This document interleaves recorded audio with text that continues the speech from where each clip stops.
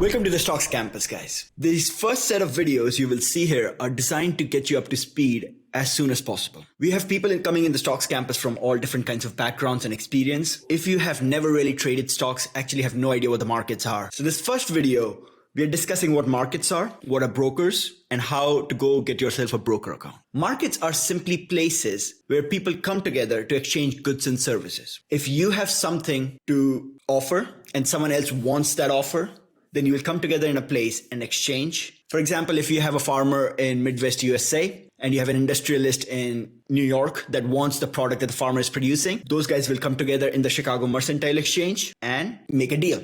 Now, back in the day, people had to be physically present in order to make these deals. That's not the case anymore. Now, a lot of it can happen on the internet. And that's where the brokers come in. Because a lot of it is happening on the internet, there needs to be an intermediary, someone that both the parties trust in order to preside over the deal. And that's what the broker is used for. So if you have to trade the markets on the internet, you will need a broker. In TRW, we have the recommended brokers. We have them in the Start Here channel and in this Google Doc with this link right here. The broker is set up. Everything you need to know about brokers is right there. So we'll have the recommended brokers and what you need to do to get approved by them. So check that out because that will be crucial for your stocks trading journey. Any kind of trading for that matter. So now we know what a market is and we know how to trade in them. So let's move to the different kinds of markets. So the most common market, let's start with stocks. And if you guys have no idea what stocks are, let me cover it up real quick. So back in the day, or most companies, the way they start is they're started by one person or a partnership or a family that built it up from scratch.